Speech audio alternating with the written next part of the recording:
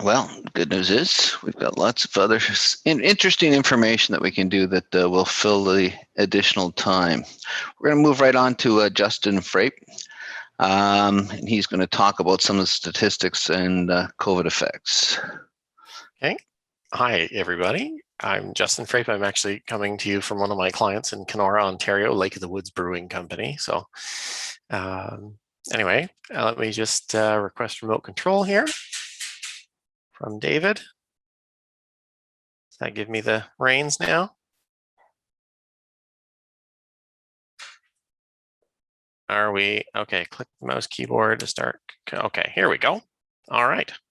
So I'm Justin Frape. I'm an independent practitioner in SR&ED. I think this is it's my first time presenting to the group today. So much lighter fare in my case. I'm here to discuss the uptake, I guess, of SR&ED.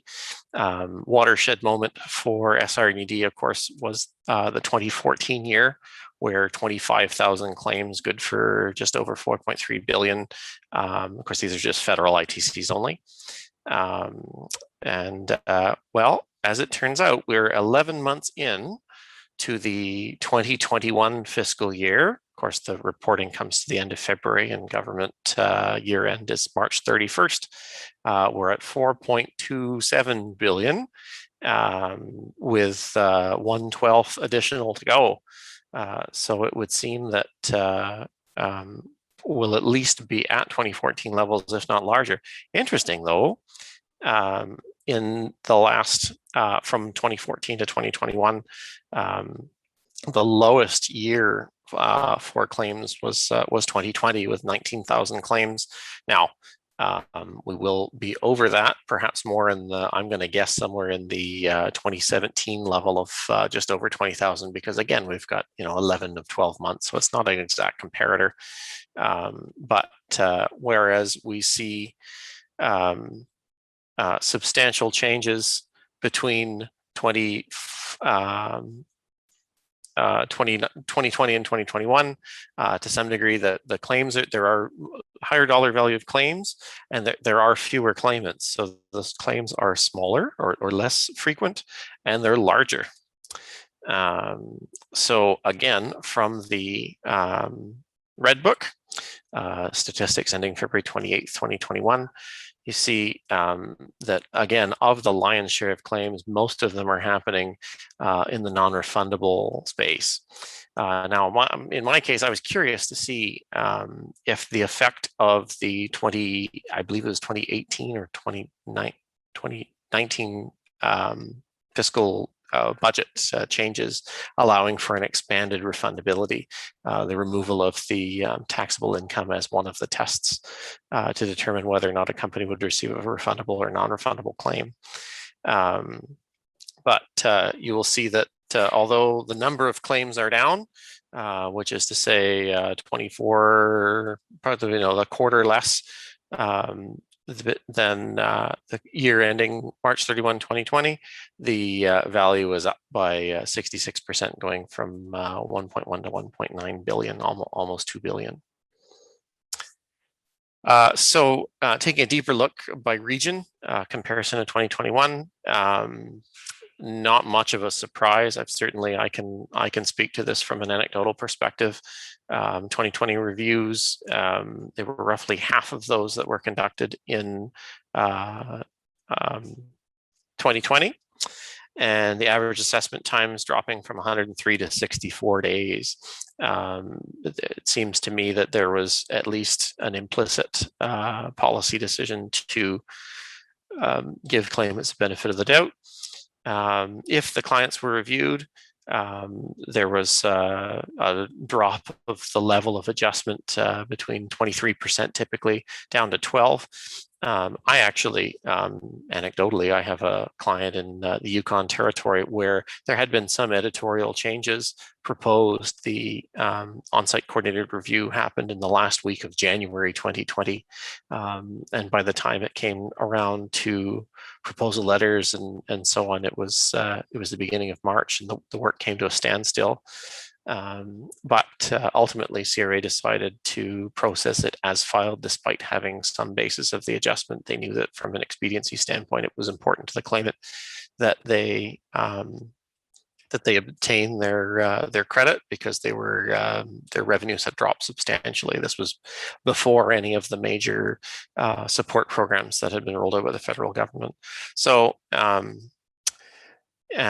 yeah, so this is CRA's SR&ED division has certainly been fair to claimants in the span of some pretty challenging circumstance in the last 12 months. So David tipped his hat to CRA earlier, and I will in the same vein.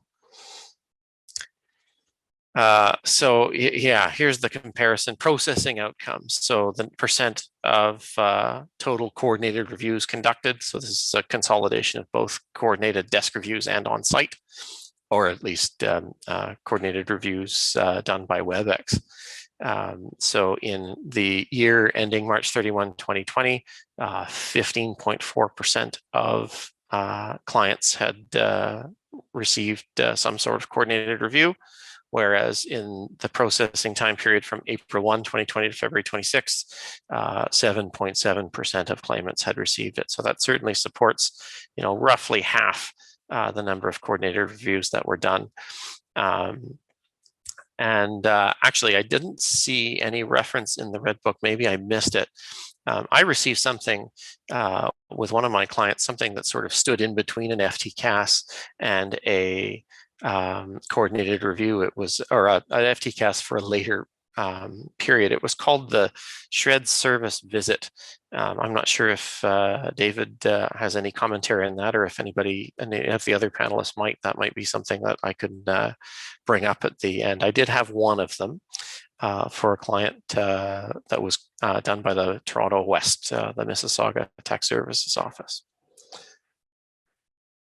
And then April to March 2020, coordinated reviews. This is the level of adjustment from the overall ITC, or the ITC claim, to the ITC as a result of the adjustment, or the end result of the claim as a result of a review, 22%, whereas it's typically 12%. So that is to say, if a claimant were to have $100 of ITCs, then it would be $88 of ITCs adjusted versus 22.8, or nearly a quarter would have been adjusted as a result of review. So here's, see, pre-claim consultation and pre-claim review. Pre-claim review doesn't seem to be a particularly well subscribed program. That's not that seems to be relatively consistent with ground level knowledge. And then actually, this is more where I wanted to go. The effects of COVID.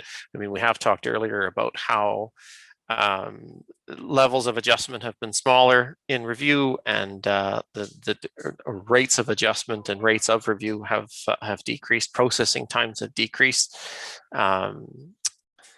So one of the big effects, of course, one of the hallmark programs released by the federal government to support business was the Canadian Emergency Wage Subsidy, the CEWS.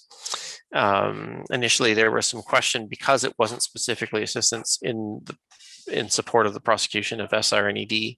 But of course, very quickly became clear that the program was indeed deemed as assistance. So there are some specifics in terms of how it works, though. I mean, you can go through the example on the website, but essentially what you need to know is if the level of CEWS assistance is prorated specifically to the people and the prosecution of SR&ED. Of course, it's treated slightly differently if you're engaged in traditional overhead versus proxy overhead. It is assistance specifically towards wages and prosecution of SR&ED. You don't have to take assistance off on the proxy amount.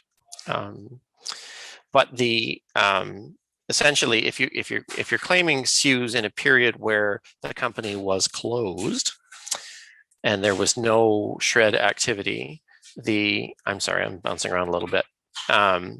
If you're claiming it in a time period when the company was closed and there was no activity performed, for any subsequent period where you do have prosecution of SR&ED, if CEWS was not claimed in that period, you do not have to claim CEWS as assistance in the prosecution of SR&ED. So it does relate to the timeline.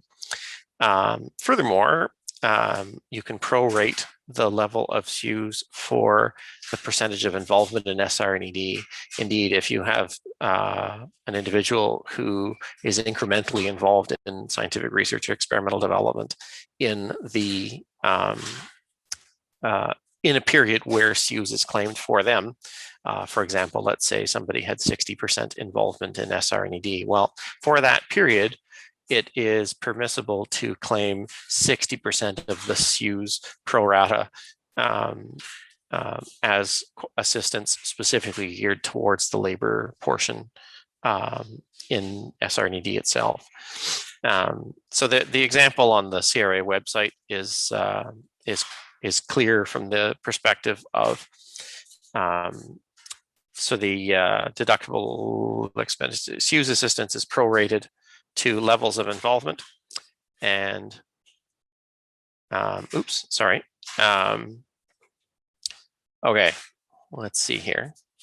So example, well, we can walk through the example quickly here. So Jamal and Sarah, Sarah is directly engaged in SR&ED, and Jamal was in support in this example. So of course you would include the 30% support activity. The 2,520 is deemed as the, oh, sorry, I have a little note here from David Douglas in the example. Jamal's CEWS is considered general assistance under proxy, even though he's not claimed under proxy reasonably in respect of. Sorry, note in the example that Jamal's CEWS is considered assistance under proxy, even though he's not claimed on it.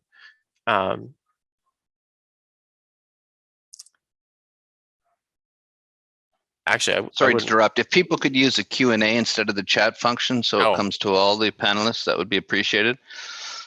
So if you can retype it in there, we can come back to it and let you complete your section, and then we'll come back to it at the end. I appreciate that. Thank you.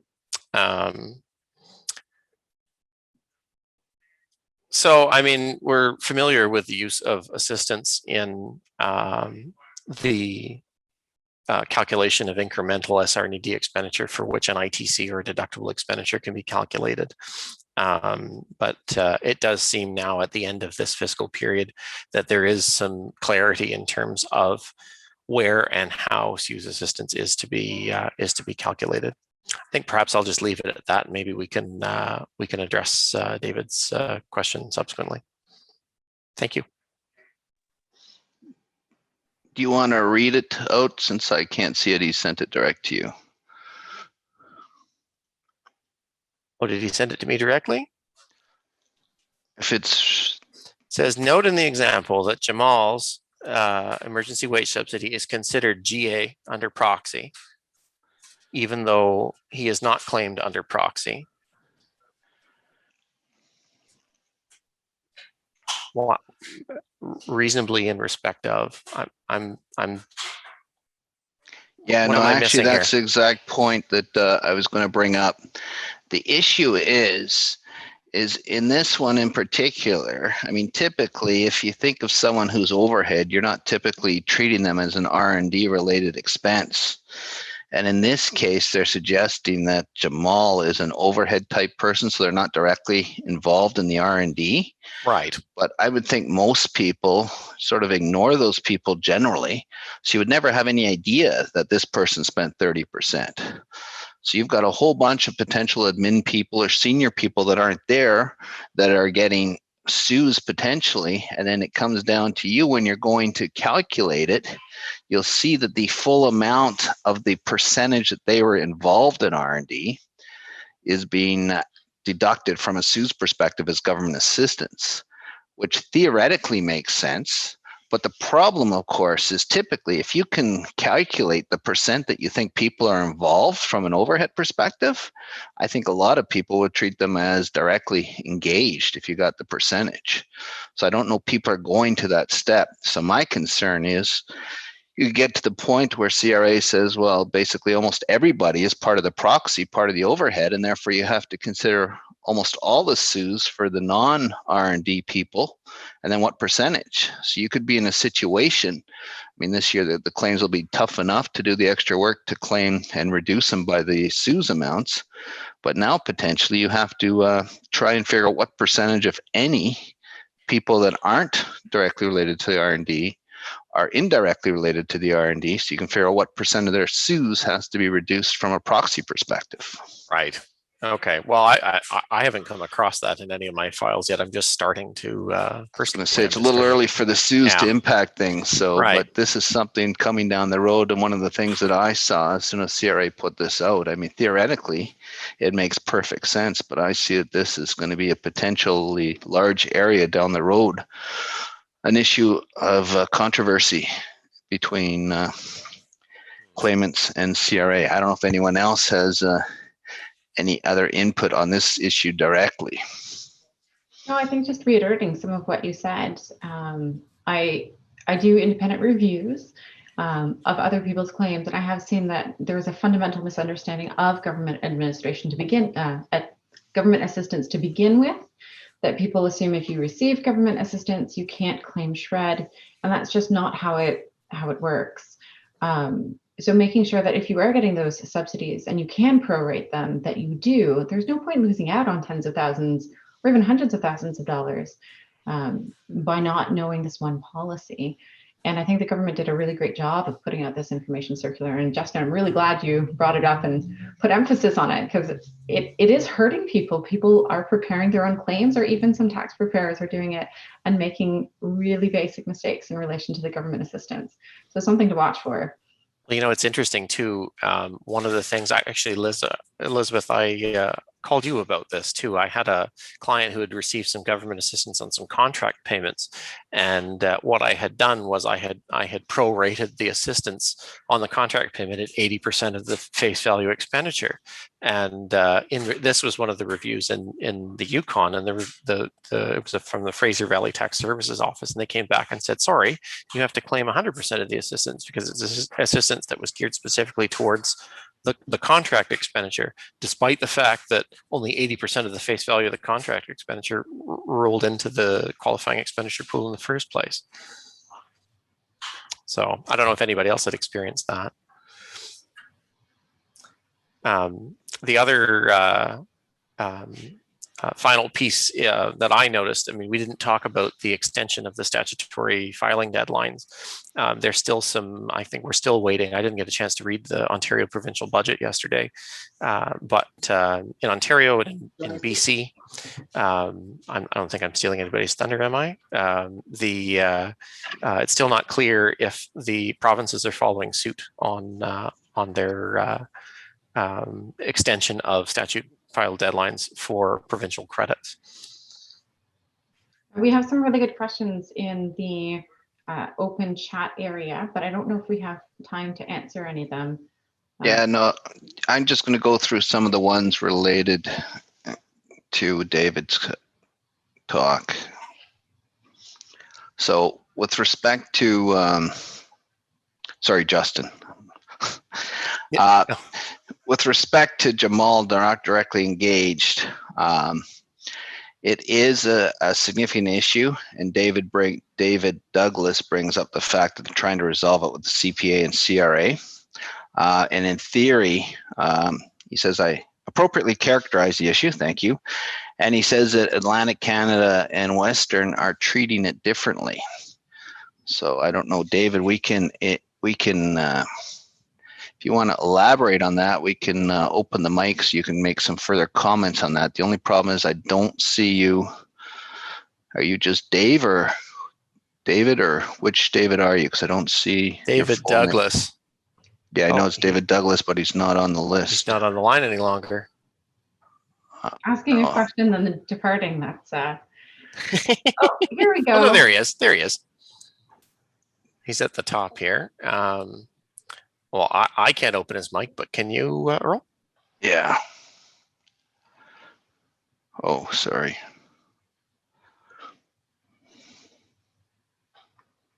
Hello, can you hear me? Yes. Yeah, we can Sure hear you. can. Thanks. There we go. Thanks a lot, guys. Sorry about the chat versus the questions.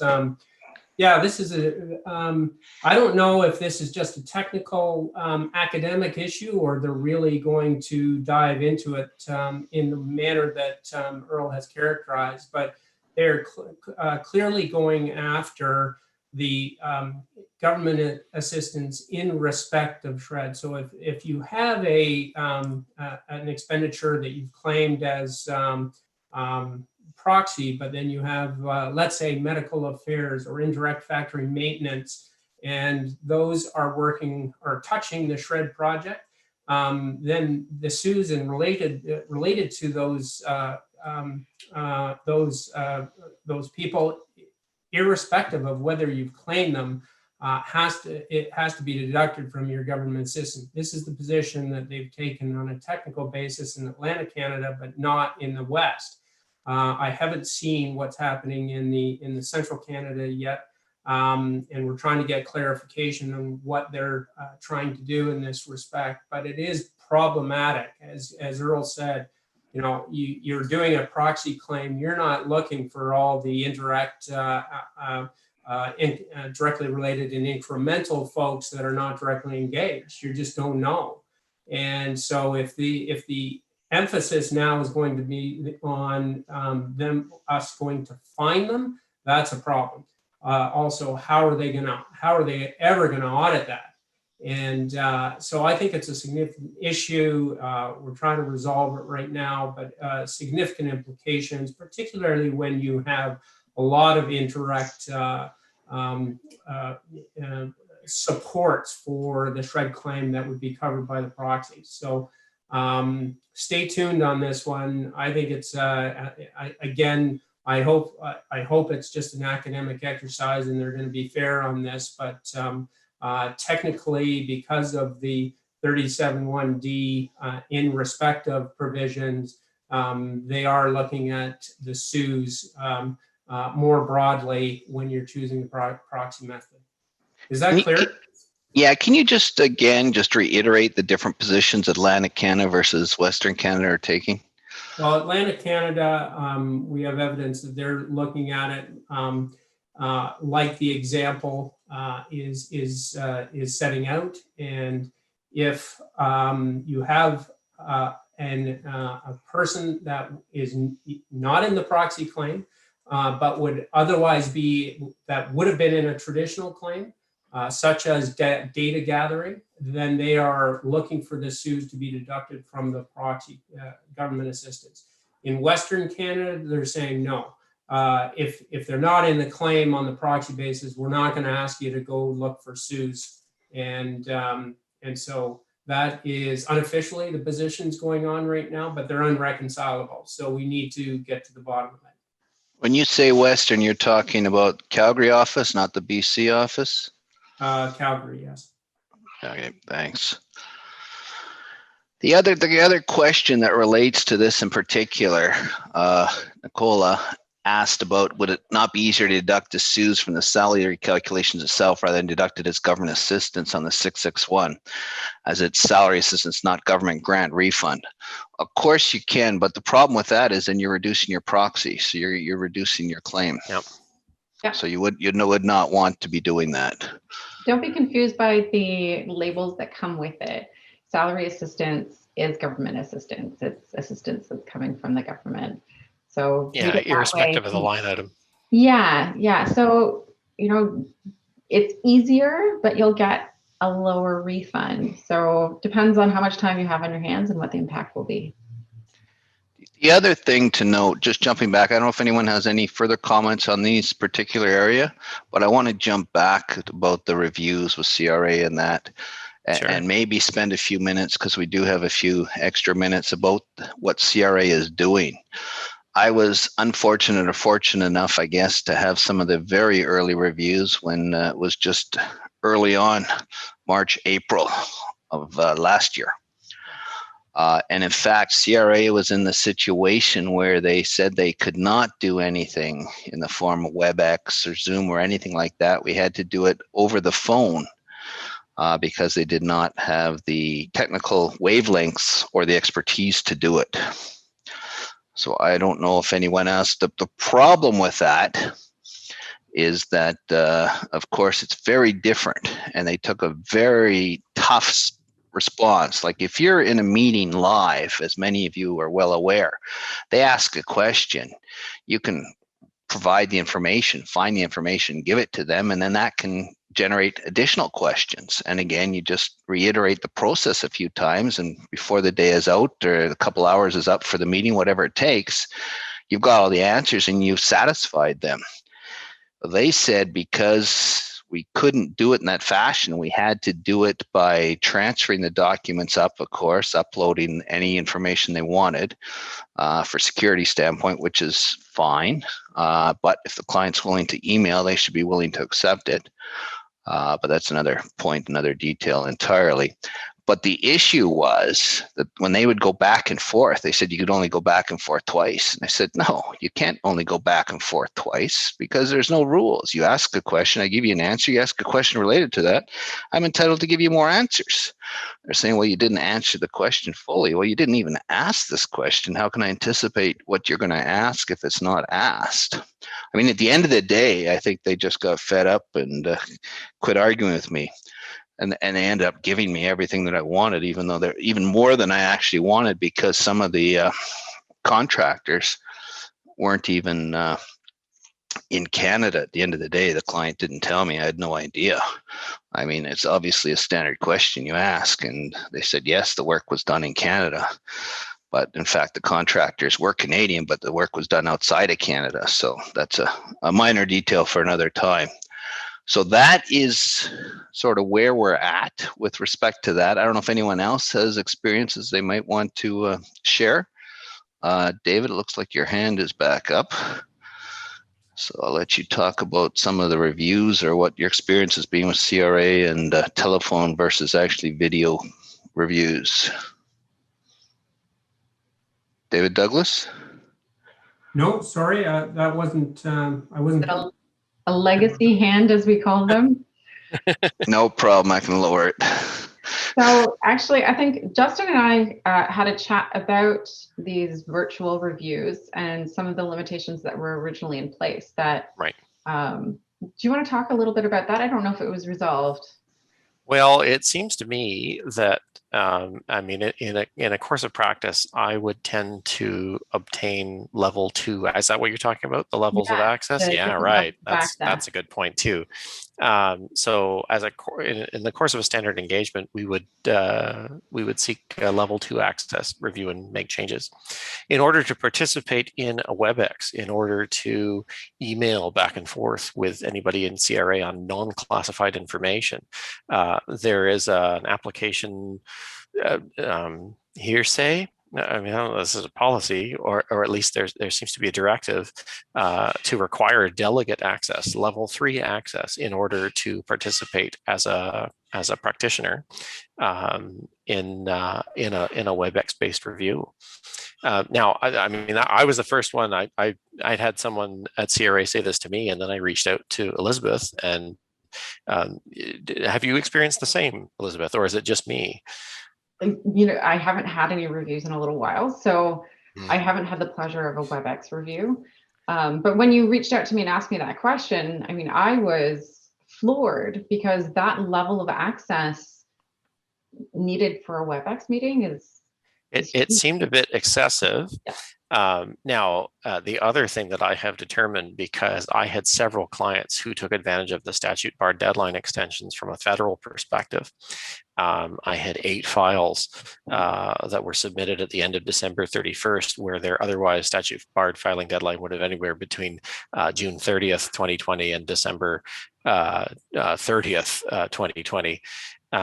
All 8 of them have been pulled for full coordinated reviews by WebEx. So of course, this is why, from my own perspective, I'm finding myself having to do a lot of level 3 amendments.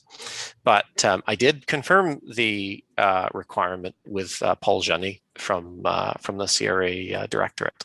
So it is firm. So if you do find yourself doing just as a caution to other practitioners, if you do find yourself doing a WebEx, the expectation will be that you have delegate access in order to participate in that.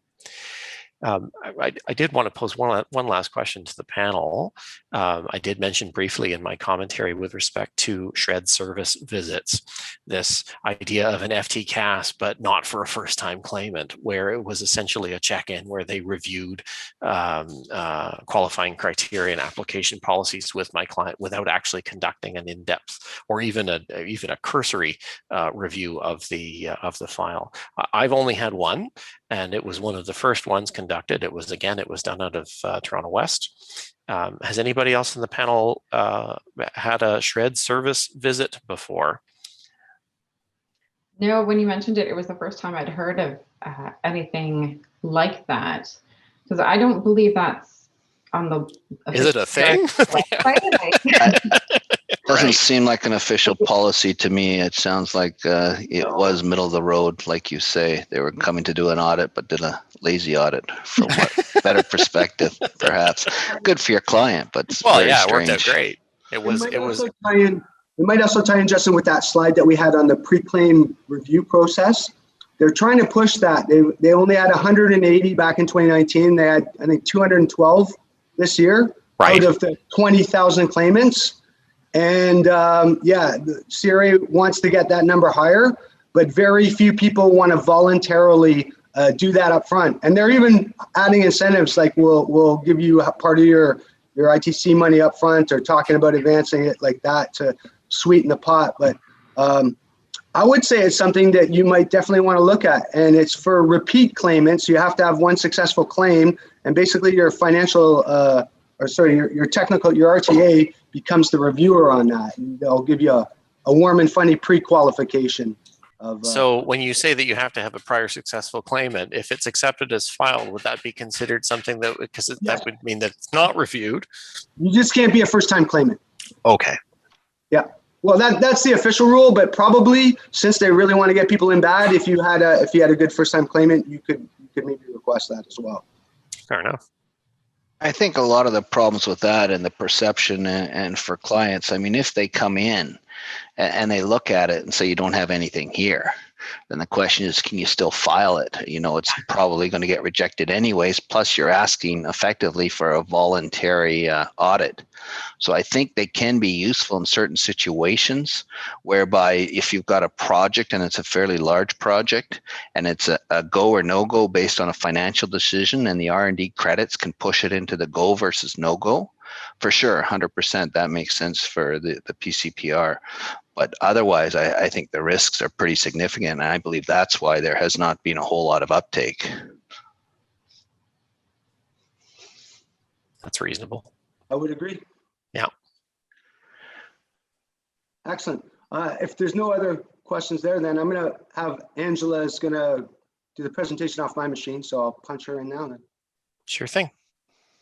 Excellent, guys. Thank you. Okay. Yes.